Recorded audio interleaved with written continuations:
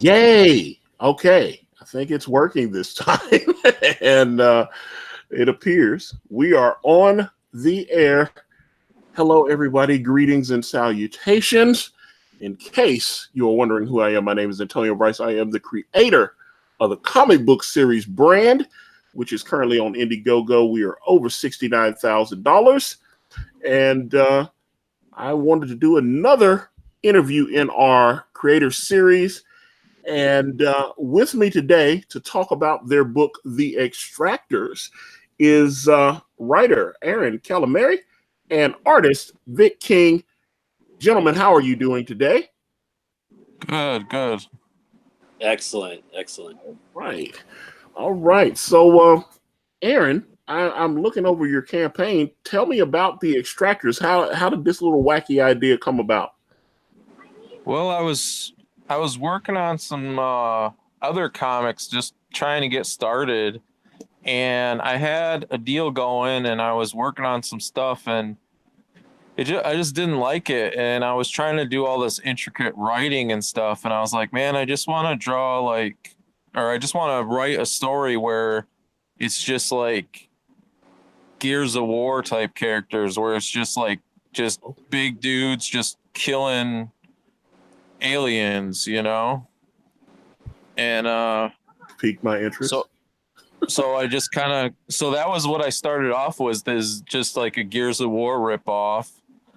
And then started looking for artists that would be good for it, and I got a hold of Vic, and I didn't know anything about him, and he came right back with within hours. He came right back with designs for the aliens and stuff, and some character stuff, and it just kind of, the story just kind of grew from there into something that was really nothing really that much I mean, it is still has Gears of War elements, but it's a lot more like X-Men and A-Team and Alien now.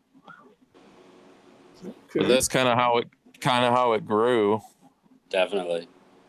Okay. So you say you were working on some other books. What kind of stuff are you into? What kind of influences do you have? Well, I grew up with comics in the mid to late 80s. I was a little kid, and I grew up on Marvel and mostly X-Men. And so that was my main comic book influence, but throughout the years, I went with Image when they first came out.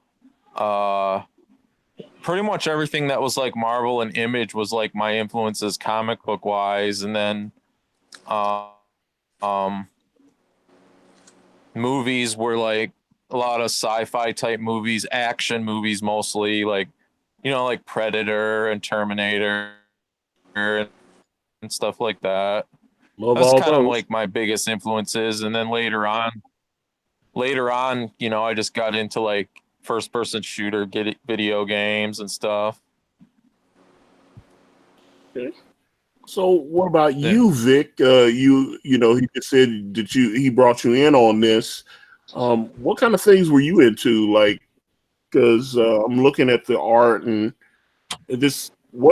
Who were your influences? Who would you say influenced you? Wow.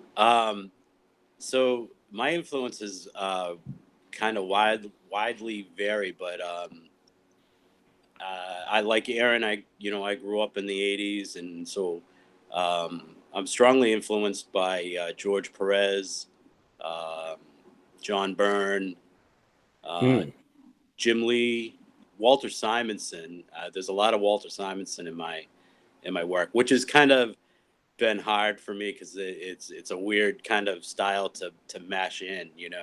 So I have some angular features to my round features, but uh, yeah, I mean, I love books like George Perez and Marv Wolfman when they were on the new Teen Titans back in the '80s. When I was Oh young, yeah. it was that book just was like, oh, this is what it's all about. And artistically, it was fantastic. And then you jump forward to Jim Lee with the X-Men, and Mark Silvestri with his run with the X-Men. And then like Walter Simonson with his run on Thor. Oh man. All right, now you just named some of like the milestone creators right there. I mean, you just those like Walt Simonson's Thor is like legacy stuff. You know, they're still referencing it. You know, I'm kind of an art snob. I go right for the cream of the crop. Okay. So no, I didn't hear like a Rob Liefeld in there. Who that's somebody I've. You know, Rob Liefeld. He how he influences me, or how I've been influenced by Rob Liefeld, is I love the man's design work. Like he can design a character, and so there is some of like that carries over. Same with Todd McFarlane. Yes. Just amazing design work. The other thing with those two guys is that they brought that dynamic element that not a lot of people have the ability to do. Yeah, that's true. Yeah, especially, I mean, and then Jim Lee just brings all of it together. Oh, he really does. Jim Lee just has everything. He's the perfect package. Because you know what? I can see with my artistic eye, I can see in Jim Lee's work where he was influenced by Walter Simonson.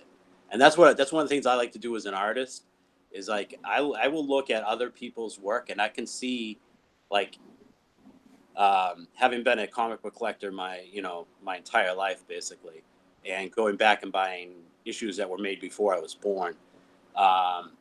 I can see people from the past, their artistic influence on the artists that are influencing me, So it's pretty amazing. Like Gil Kane. How many people were influenced by Gil Kane? A lot. Yeah, right?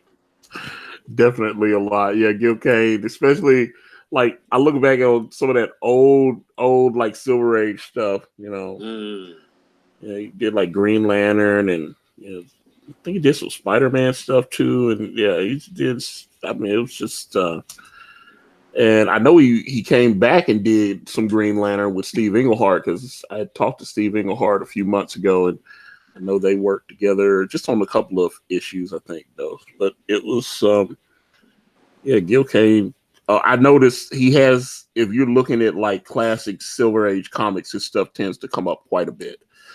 Definitely.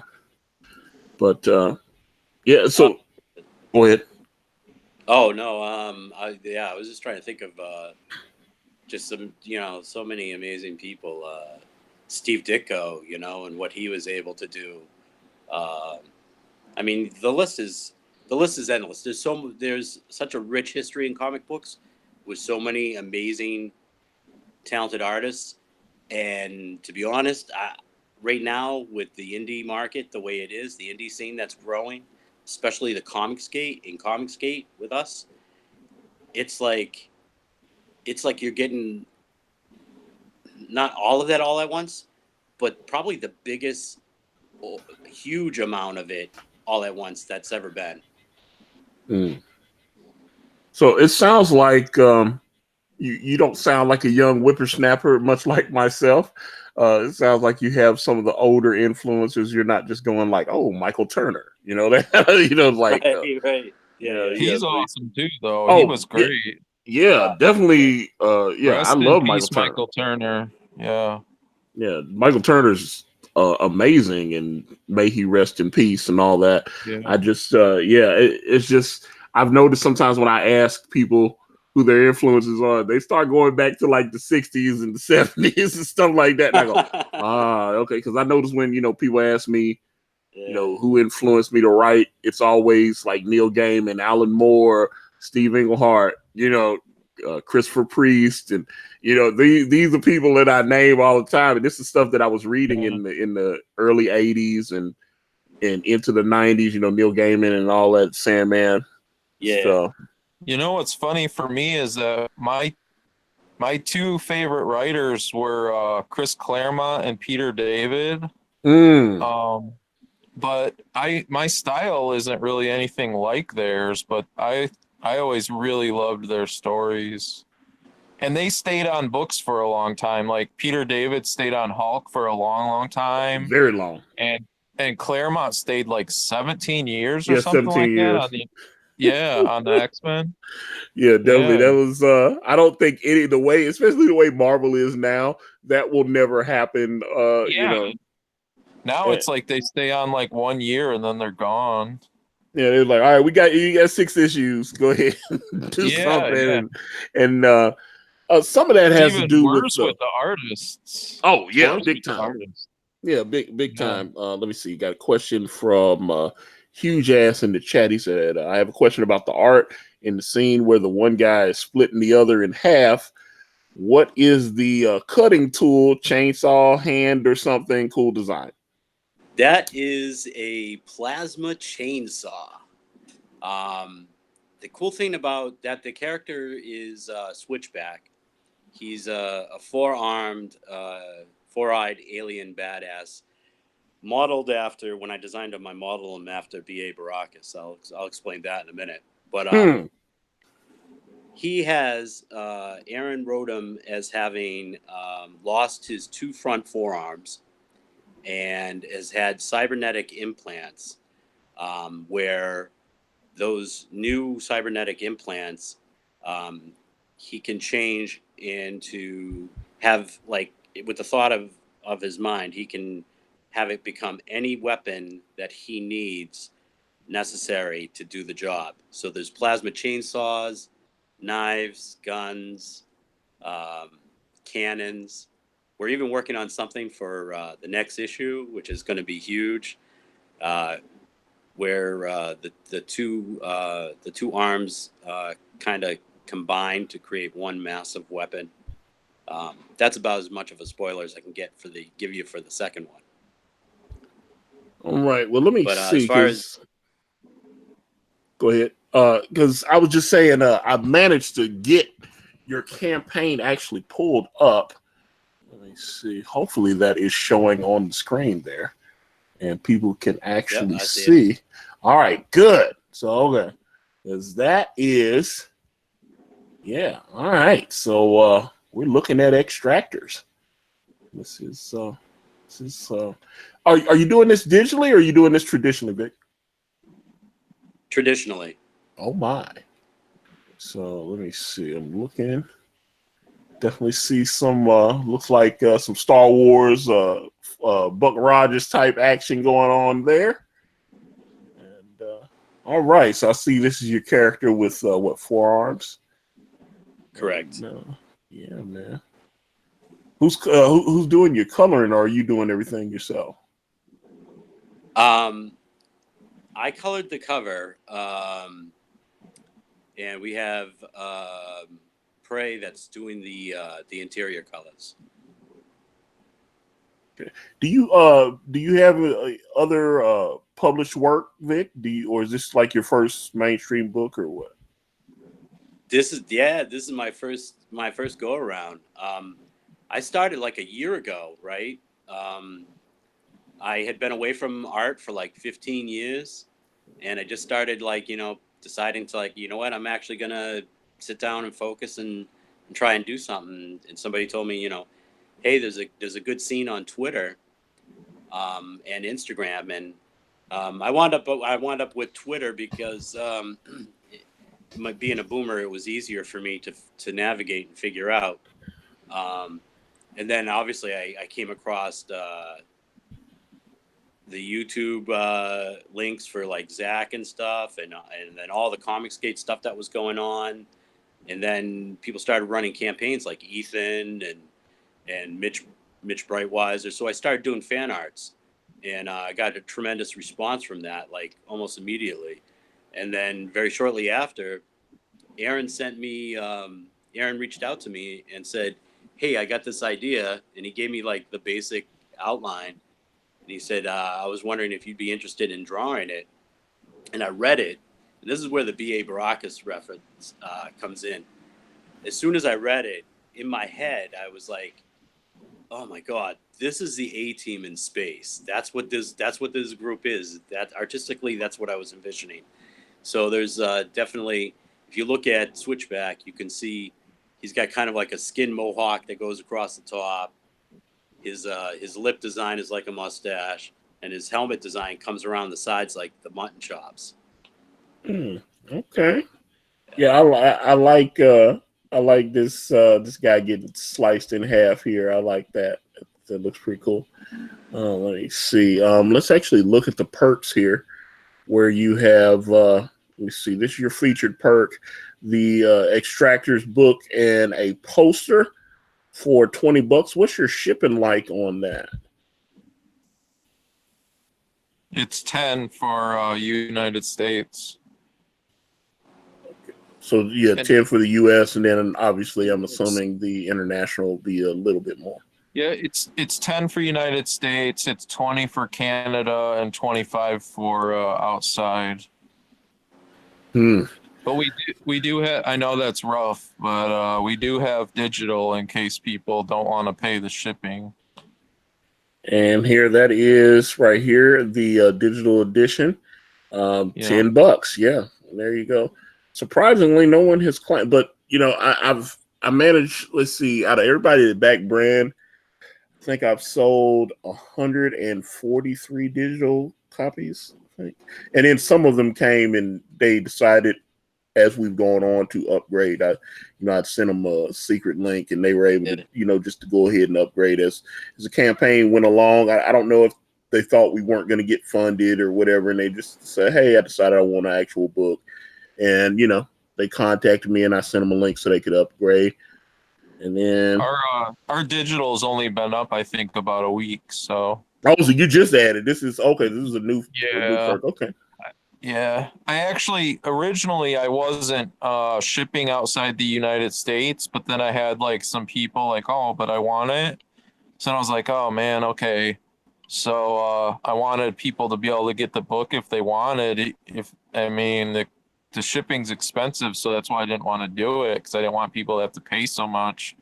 And I figured they would just complain about the shipping, but they wanted it. So I hid a bunch of the tiers, and then I remade them as worldwide. So that's why, you can see that $15 just regular Extractors book only sold, it says one claimed. It sold more than that, but that tier's just hidden. Worldwide, trust me, I had to make some adjustments on mine as well. Let's see here. So you got. Go ahead. Just on the topic of international, I was originally we were only doing domestic, and I was really glad that Aaron did decide to put in the international, because a quarter of our backers so far are those international sales. Yeah. Which really impressed me. Yeah, I've gotten a lot of support from Australia and a lot of support from the UK.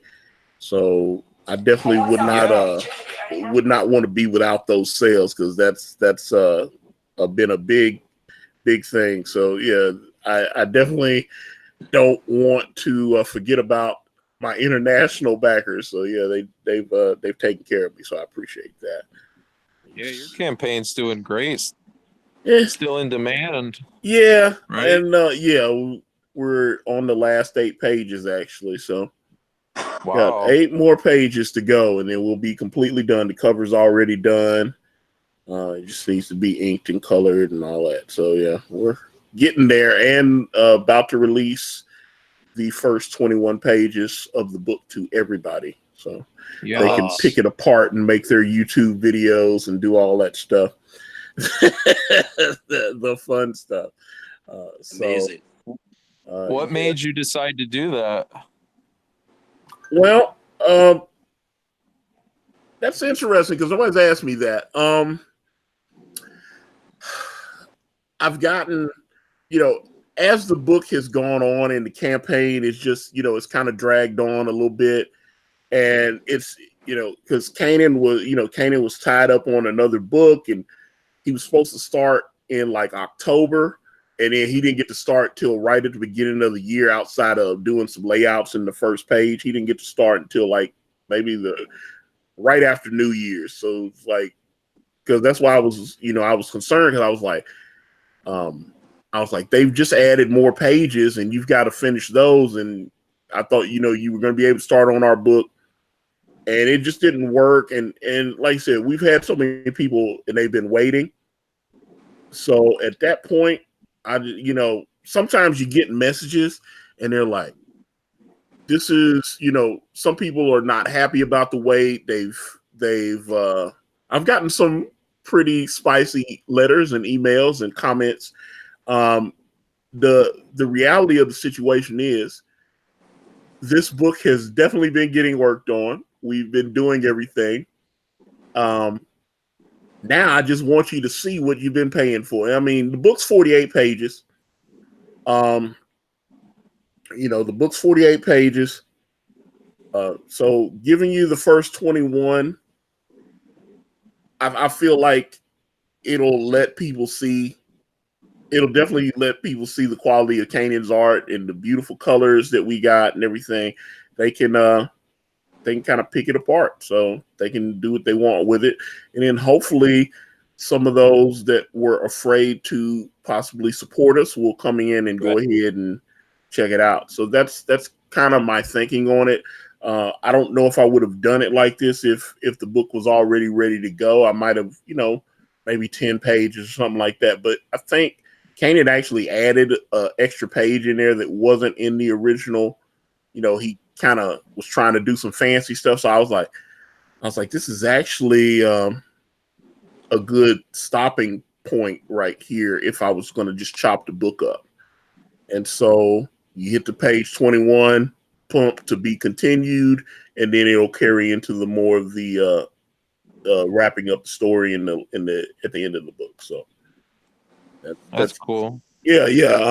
It's a good way to reassure people that have already backed it too, Yeah, and that's a big thing because I'm telling you, it's not no scams, no it's because like I said, anybody that's been following me, especially on Twitter, knows that I've been tweeting out panels and colors and any of that kind of stuff. I've been tweeting it out. They've seen a lot of brand.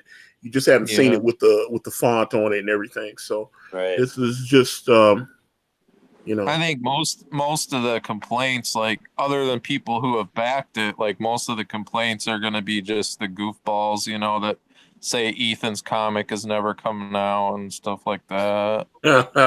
Yeah, they're in for a rude awakening on that because it can't.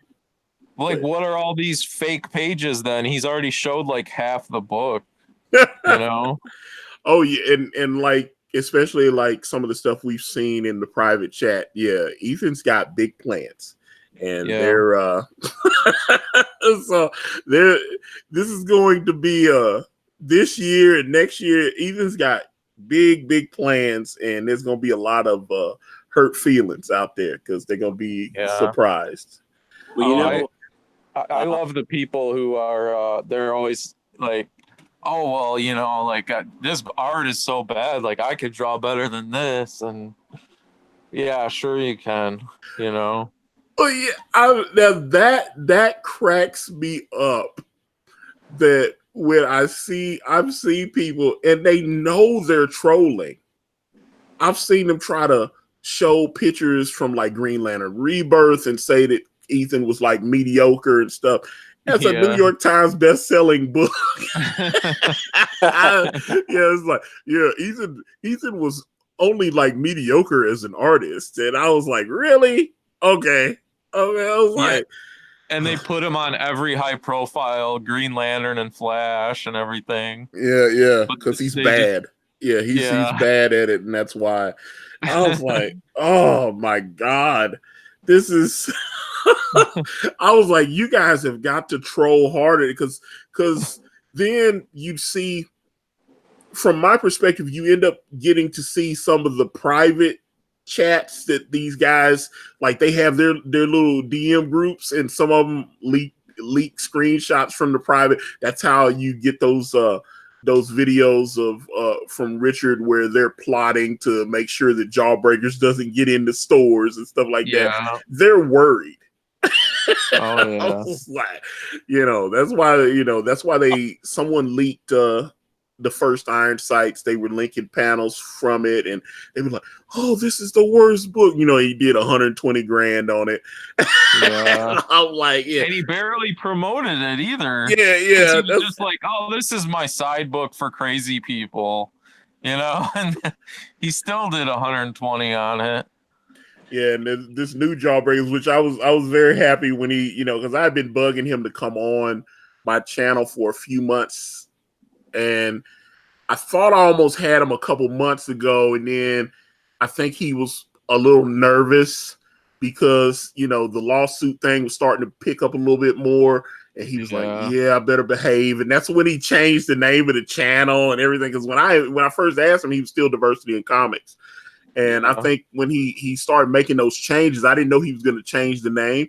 I talked to him on Facebook quite a bit, because whenever I get like new pages from Kanan and stuff, I'll shoot them over to him and let him see. And when I get a thumbs up from your boy Zach, it always makes me feel really good, because I was like, he's someone that's a huge influence on me. So for us too, man. Yeah. So when I sent him something, he's like, "Man, that looks really cool," So I sent him the colors on the Gator page that I tweeted it out the other day. The newest color, I think it's page 26. Yeah, I saw that. Yeah, and I tweeted, so like if you in the club, you get to see this stuff before a lot of other people get to see it. So, I gotta say, like, all of you guys that were in Comicsgate Phase 1, you guys inspire us so much, being in Comicsgate Phase 2 and 3, whatever they want to call it right now, but this further going on of the whole Comicsgate like movement, creator wise. I mean, we look to you guys for, not only advice and look to see how you guys ran things, see how you guys did things. Man, you guys are just so inspirational, and the professionalism that you guys have maintained. I mean, Zach is like the prime example, man, of like total professionalism. How he handled everything that was coming at him with Jawbreakers, with Mark, with Mark Wade and all that. Oh man, he's and he was like, if your book has a little scratch on it, I'll just replace it. Yeah, well, I'm a perfect example of that, because when I did my Jawbreakers review, I actually showed. I watched it. Yeah, the mailman just like he turned my book into a boomerang or something, and he just shoved it. I was like, "Damn, why would they do that?" And he was like, "Hey, send me some photos," so because he can write that off on insurance and stuff. So he was like, send me some photos. If your book's all banged up or whatever, send me some photos and I'll get it squared away. I was like, all right. Boom. He's like, all right, you're on the list. I've shot it over to the fulfillment center, because the first time they sent the book out, they sent it out in like this kind of flimsy mailer with some padding in it. Yeah, that mailer was trash. Yeah, oh, trust me. And my mailman did not hesitate to bend it in half and just shove it in my little tiny mailbox. And then, so when they sent it the second time, it was shrink wrapped. It was put in the Gemini mailer. Boom. And so they've gotten all the kinks worked out, because he said he's going to use them again for fulfilling Jawbreakers 2. So Jawbreakers, because he had a big. I mean, I actually texted him, and he was about to have a meet, because he was like, "Yeah, I'm in about another hour. I got to talk to those to the fulfillment center," and he was about to sit down with him, because he was like, "Hey, when they sent you the book, how did it look?" And then even when they sent the new Jawbreakers copy, he was like, "Hey, did it come the way it was supposed to come?" Because he was telling me that other people were letting him know that the shrink wrap wasn't. And I was like, "Yeah, it was a little loose." And he said, "No, that's supposed to be tight." Everything. I mean, he's so business minded. He's on it. Yeah. So, I just he'll make a lot of mistakes, but then he'll fix it. Yeah. Like And he'll always figure out how to fix it. That's one of his best qualities. Yeah, I definitely think that Richard C. Meyer is the standard bearer of Confiscate as far as customer service. He will handle it. I think he's making all this money, and he's making all this money, and then you go watch his video, and he's just using his phone, and he's sitting in his car, and he's got all this garbage in his car and stuff. He's just a normal. That's the thing, and that's one of the things I asked him when I had him on. You know, it's like you just sitting there with like a comic book in your lap with your phone. You know, you just people feel like they can relate to you. You know, you hear him coughing and yeah, he's just a normal guy. He doesn't do polished. He doesn't do like these, you know, oh, I gotta super edit my videos and do all, you know, that's, but at the same, you know, at the other end of the spectrum, you got Ethan, you know, Ethan's videos are highly edited and he's got the little things in there and all that, you know, he's, you know, real funny. Ethan has like the ESPN studio is like, it's crazy. So I was like, okay, so Ethan's gonna be like, all right, let me get in here and chop these videos up and you know, put my little, you know, he's spending money on like the intro and, you know, cutting everything because you hear him like a little 15-20 minute videos taking like a couple of hours to put together, whereas Richard's just like, hi everyone, it's your boy Zach. Boom, you know, just and he just gets in there and gets it in, you know. And I like he that. Like doesn't even know if he's doesn't even know if he's recording. He's like, let me check again and make sure I'm recording. Oh yeah, it's so funny. I've seen, especially last year when he started using OBS and he was doing the screen share thing, and he's like, oh, I got to take this down because people complain when I leave the thing up on the screen too. I just started laughing. I was like, the fact that he doesn't go in and edit that out, that's so great. That's why I was like, you know, on my channel, I was like, you know, people's like, why didn't you edit that? I was like, I'm not editing anything. I was like, I'm like your boy Zach. I'm the home of trash videos, man. I feel like, so yeah, my videos is very low production, but you just listening to me run my mouth, and I think that worked for me, and that helped grow my channel. You know, I'll tell you, Antonio, right? You had me hooked from like day one, man. I came across that video right away on YouTube of you making the gumbo, you know, and giving a call out to Ethan. And I was like, oh, dude, I subscribed right away. I left you like some comments in the chat. I followed you on Twitter. I was like, this dude is fun, you know? Well, you know what? And that's what's so funny. Because I've had so many DMs that be like, hey, Antonio, how do I get Ethan's attention? And I'm like, I'm telling you, everything I did that I thought was going to get his attention, it didn't get his attention. Like I was in his chat, super chatting, you know, I super chat. Hey, I got a book called Brand. Boom, boom, boom. Hey, yeah, everybody check out Brand. He move on to the next thing, you know. Boom. I had Kanan draw him as, you know, he created the Orange Lantern Corps and Larfleeze, the Orange Lantern, and he kept doing that Rose Tico thing. So I said, all right, Kanan, I want you to draw Ethan Van Sciver as an Orange Lantern, except instead of like Orange Lantern rings, he's gonna be like on a pile of Rose Ticos. Yeah, I remember. So I tweeted that to him, and he was like, "Hey, that looks cool," and he acknowledged it. And then he just moved on. It just nothing I did worked. Nothing, you know, because as Ethan will tell you, he finds things in his own time, right?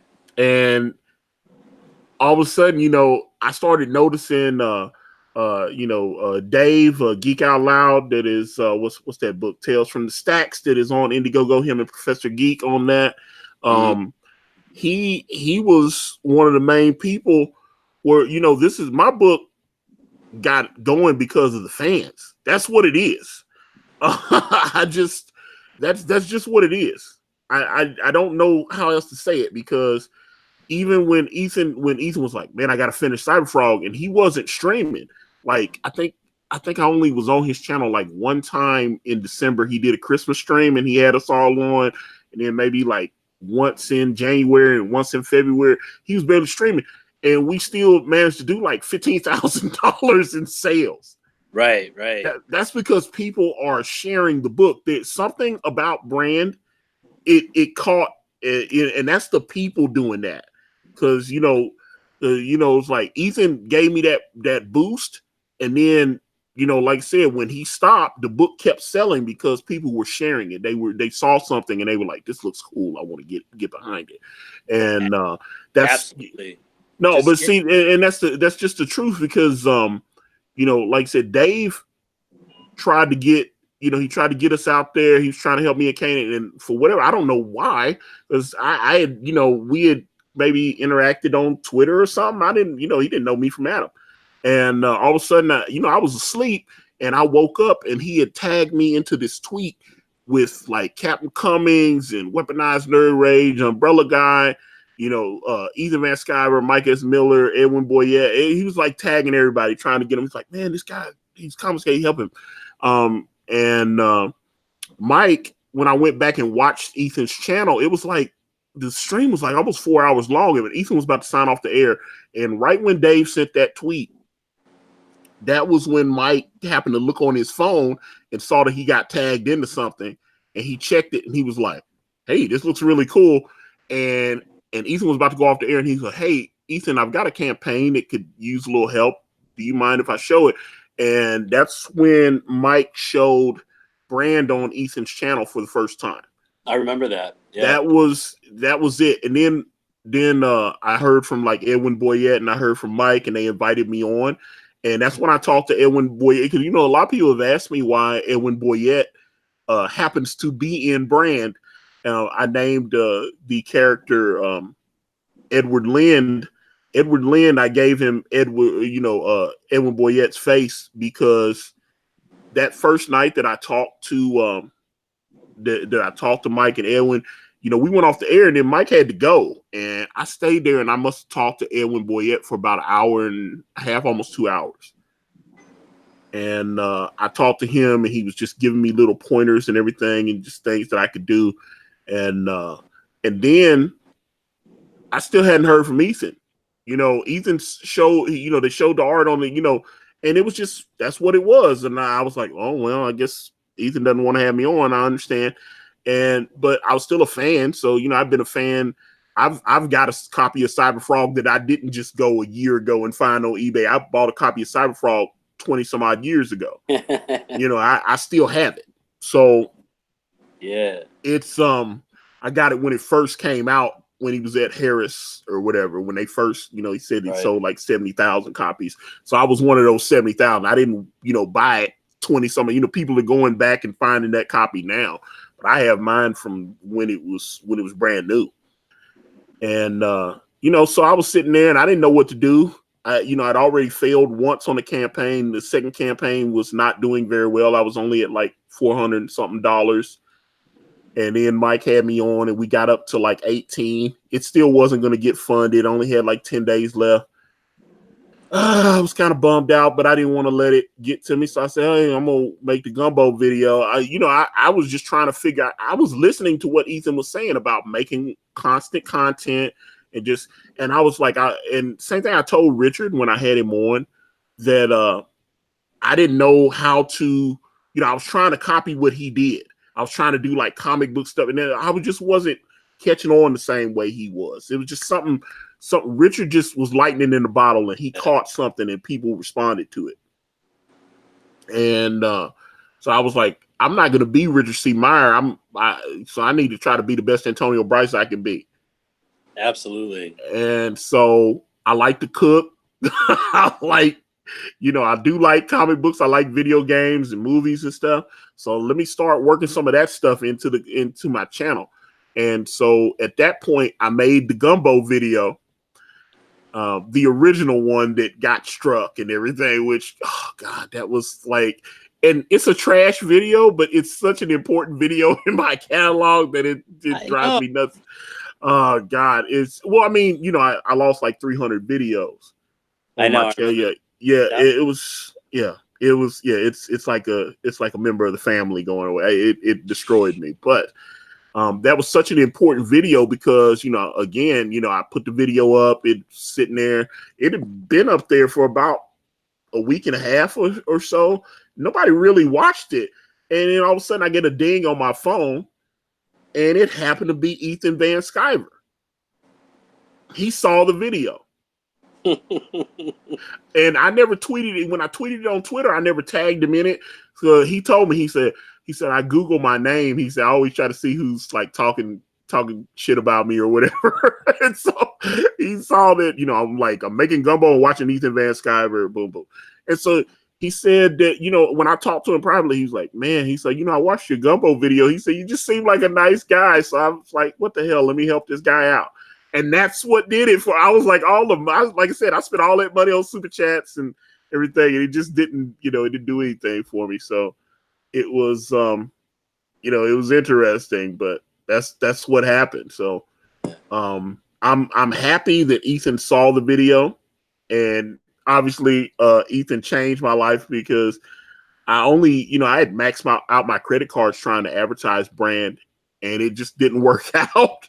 And then all of a sudden, Ethan was like, hey, he said, I'm going to tell you what. He said, cancel that campaign. He said, you're going to relaunch on my show. And, he's like, he said, I'll have you on like Friday or Saturday. He said, when you come on, you can just launch on my channel. And I was like, oh, okay. And then he sent me the link. And, it was like, well, it was me and Mike S. Miller, Edwin Boyette. And we just kind of cut up and like sang country songs and stuff. Like, I still remember it was August the 11th. Yep. August the 11th of last year. And all of a sudden, it was like that the money just kept jumping up within 24 hours, on like almost 4,000 in sales. And I was like, well, this is a different response. And it's a different response than what I was expecting, and almost 2,200 backers now that have supported brands. So I just yeah. So. Yeah. But I totally agree with what you said about that space of time when you weren't on Ethan's show and about the fans and stuff. The community, the Comicsgate community that's out there, they're tremendous and they do tremendous things. Like we had one of our backers, right? Unbeknownst to us, like we had somebody just like kind of DM me and let me know that this happened. They sent me the clip of when it happened on one of Ethan's shows.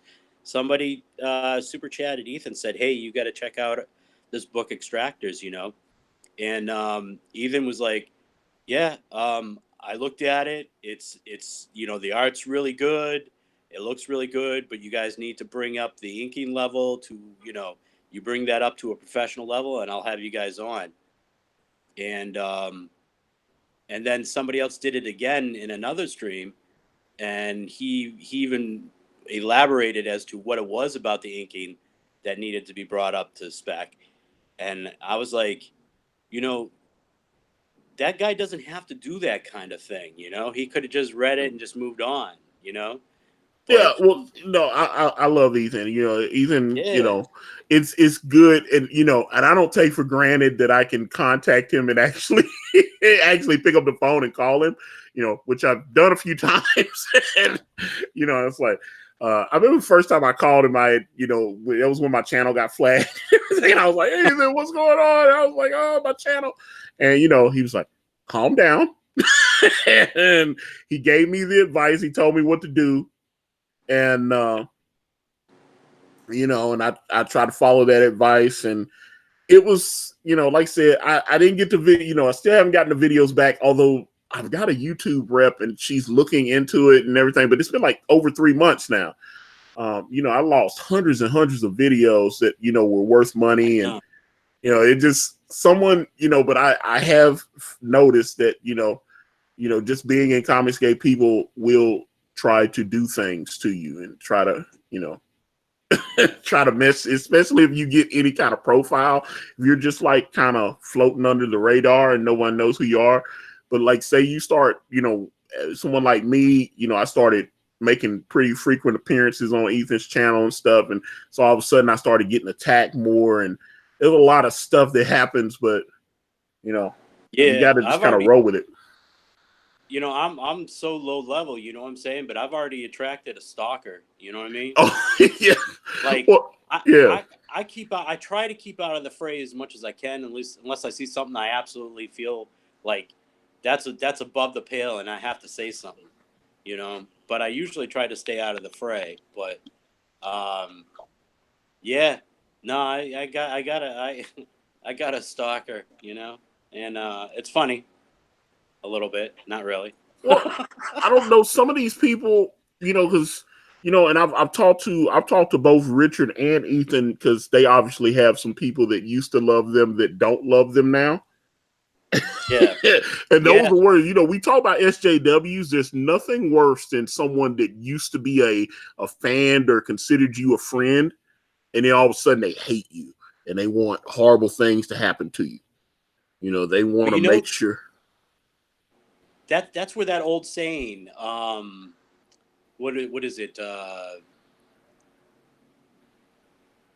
Familiarity breeds contempt. Oh, yes. You know, there are certain people. It's not a hard and fast rule, but there's certain people that they fall into that. You know, they fall prey to that, and it's like, dude. I mean, what kills me is the ones that Ethan helped.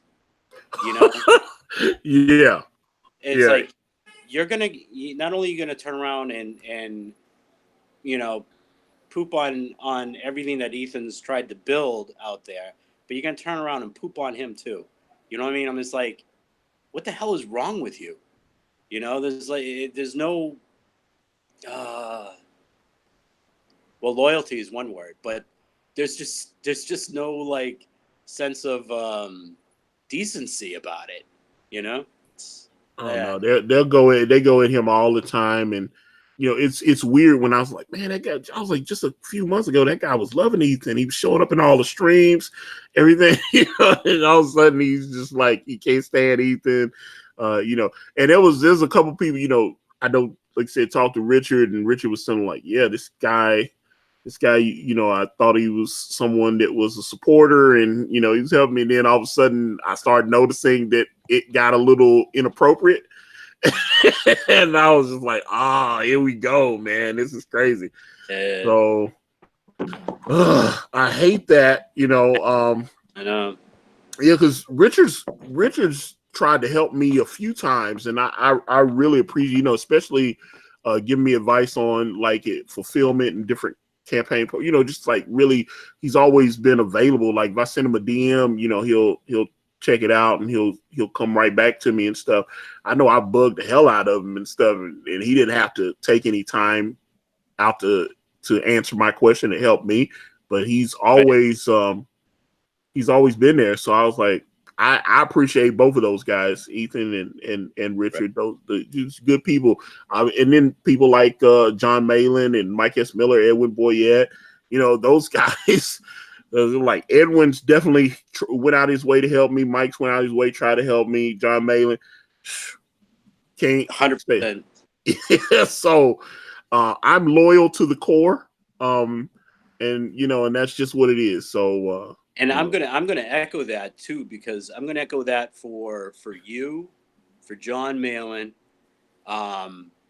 there's pros that have reached out to us and really tried to do stuff to help us. Like you're having us on today, which I know you said you do for us way back, but right now we so totally appreciate it. I mean, like we appreciated it then, but right now is like.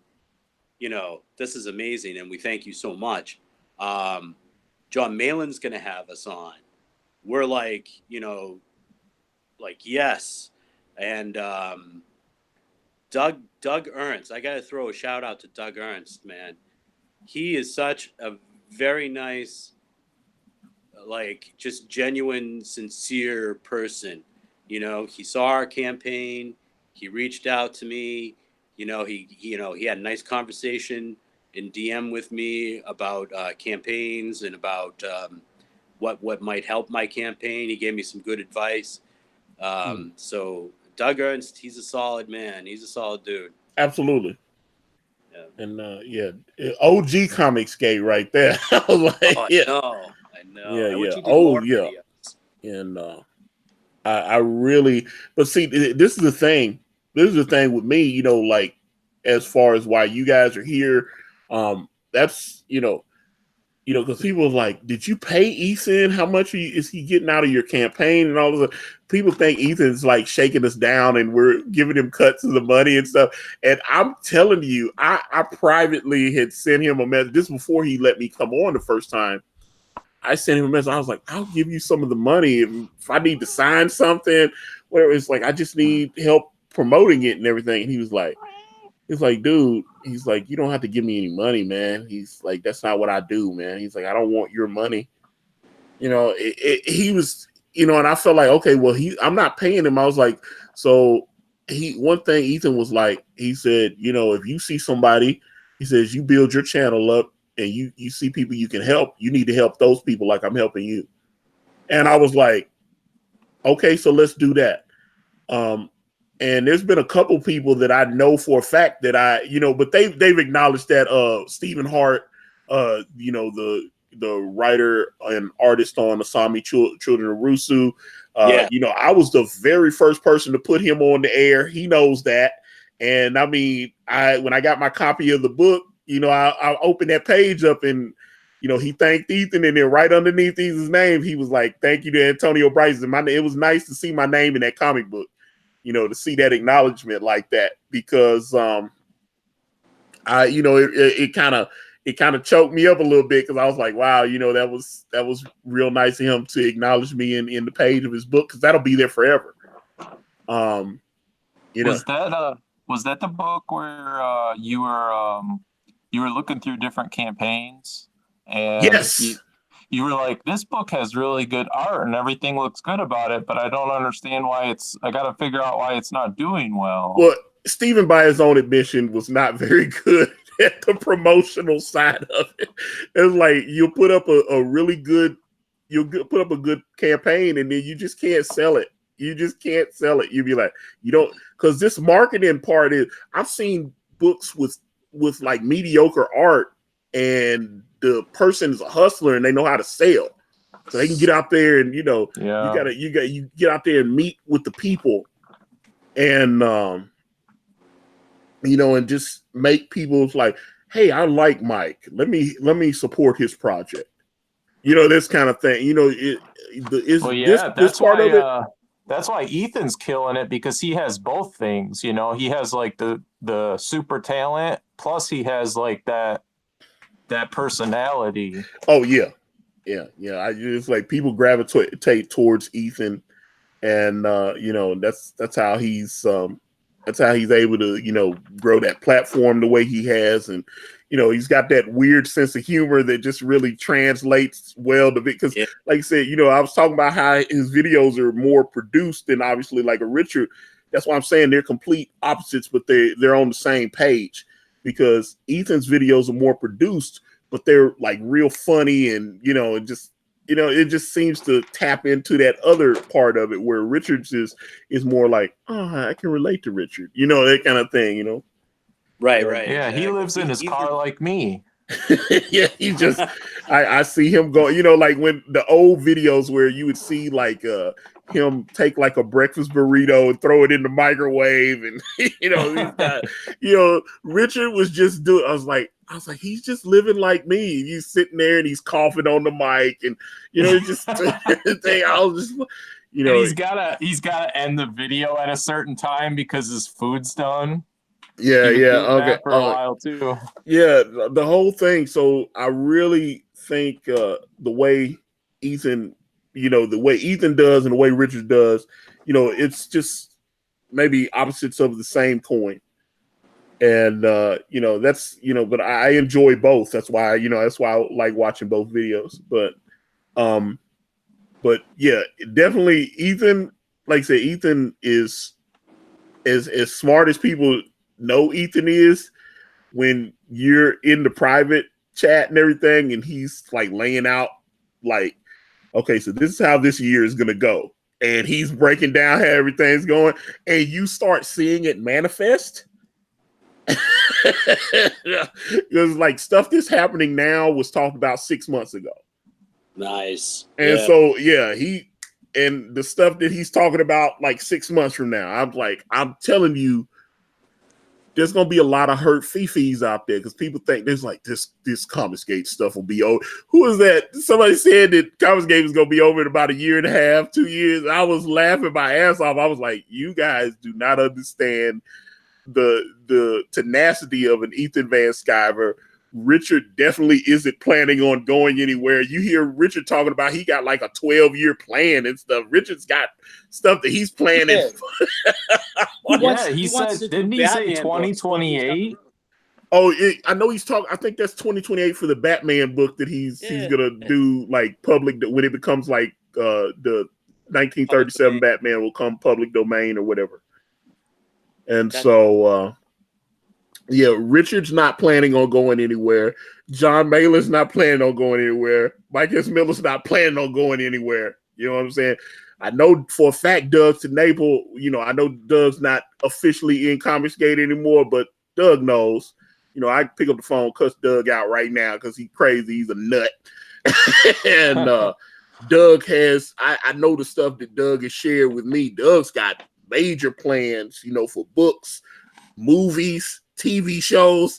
I mean, Doug ain't going nowhere. So it's like I said, it's going to be a lot of hurt feelings over the next few years. I think they got it in their head that it's like Gamergate, but it's not. It's not like these guys will be gone in a year or so, and nobody will ever talk about them again. Yeah, I'm like, they don't understand that Gamergate wasn't people. Those people weren't making video games. Like, people in Comicsgate are making comics that are better than the comics on the stands. Yeah, and it's like, these people, they don't have a clue. And what's so funny is when you hear what's the pros, because a lot of these companies are barely paying these people. And the reality of the situation is when you hear people like Art T. Bear and Mike S. Miller, they're like, such and such reached out to me and they're thinking about coming over to the dark side. And I'm like, oh, and I'm talking about people, if their names was out there, it would blow things up. I'm talking about they should do it, man. They should do it. Yeah, because they see the numbers and they're like, I can do this. I could crowdfund a book and make a considerable profit. I'd own the IP. Yeah. I'm not, that would be, like I said, there are things going on. So, well, I mean, Comicsgate didn't get Brett Booth, but I mean, Indie Comics almost got Brett Booth as far as like crowdfunding his own stuff. He was that close to making the jump. I'm actually surprised, Brett, because it sounds like Brett. I've talked to a couple because some people may know Brett Booth kind of sparked a little small controversy on the brand campaign last year. Him and his wife, they saw the Dark Santana asked me about my feminist agenda image, and then he's he said that I was inciting violence towards all women and all this kind of thing. And then, maybe like about $2 or $3 grand in sales, from the controversy, because there were a couple of articles that were written on it and stuff like that. I know Umbrella Guy did a video. Like I said, people bought the book because of the, whether they bought it for hopefully when they see it, they'll appreciate it and realize that it's decent. I know the art's good and I know the colors are good. So, just look at the pretty pictures and ignore all the words that are crap and no one cares about. So. People are just sick of the oversensitivity. People are sick of outrage culture. They totally are. That's why definitely Comicsgate is doing so. Yeah, and man, the stuff that we've got coming out right now is just. I really, really excited for, the second Lone Star, Graveyard Shift 2, there's a lot of, what's that, Kyle Ritter's new book, that looks like, was it Soul Blade? Is it Starblade? Okay. Yeah. It's just like, it looks really cool. Yeah. And then, man, that is, Kyle's the dude, man. He's helping out Mandy. with her campaign, Wart the Wizard. I mean, the first time I saw him, I saw his colors and I was like, wow, he's amazing. You know, Ethan found him. And then I saw him draw and I was like, where did this guy come from? Like, what? You know, I was just like, he's like, oh yeah, I could draw too, and I'm super badass. Yeah, I think that was going to explode. I think, because I know I'm backing that. I know when that comes, I'm black. You know, I'm back like 24 books. I've told some people they back like 70 books, and somebody else back 100 and something books. But I'm back like 24 books. You know, so I'm, you know, but yeah, me too. But yeah, I mean, you know, but that's the thing. You know, there's so many cool books out there. You know, you know, if you see cool stuff like, hey, if you're listening to this and you like Extractors, you check out the campaign, which obviously they did. Shout outs to the mods. Been dropping the link in the chat. It's obviously in the description as well. You know, if you see that, you know, hey, give it a look, and if you think it's worth supporting, man, throw a couple of shekels behind that. It won't hurt none. You know, help get more good books made. It's gonna be good, guys. It's gonna be good. Yeah, and you know, much like many other, like with like what you've described about your whole like laid out plan for brand, you know, we have kind of like the same kind of thing. Like, this isn't just a one shot story. We have 3 48-page graphic novels that we want to put out that are like major story arcs, and what we want to do is hopefully we'd like to be able to offer more like single comic book size episodic episodes that fill in the space between the 3 major arcs. And so when you back us, you're not only just backing this one issue, you're helping us make it possible to produce a whole line of Extractors content for your enjoyment. Give you much more material that you can, you know, pick up for your enjoyment over a long span of time is what we're hoping for. Well, I mean, yeah, and I mean, like I said, I hope hopefully this will help get you. Well, you guys got 29 days left on the campaign, right? And you know, like I said, hopefully people will see this, and you say you guys are going on John Malin's channel as well, right? And this would you know, help you guys actually move the needle. Do you mind if I throw something out there? Go ahead. All right. So I obviously I want to make this comic book, right? And but I believe in this comic book, and I believe in the project so much that my commissions start at $50, right? And so I figured I had over 100 days before we wanted to be able to fulfill the campaign. And so I've been doing a drawing every single day of Comicsgate characters and other independent comics characters and some mainstream characters. And it works out to be like $5,000 worth of original art that I'm giving back to the first 100 backers that get the ball rolling for us on this campaign. So if you're in the first 100 backers of this campaign, you're going to get a piece of original art, 11 by 17. Okay. You know, I'm an art collector. That's definitely some. I mean, I got so many. Yeah, I'm like, man, the original art in my home is insane now. But oh man, but guys, this has been a fun conversation. Big thanks to Aaron Calimeri and Vic King for being here today. Please, please, please go out there and support Extractors. Please support these fine creators. Gentlemen, if you can give us a quick closer about, you know, tell us about Extractors and let us know how people can reach out to you on like social media and stuff.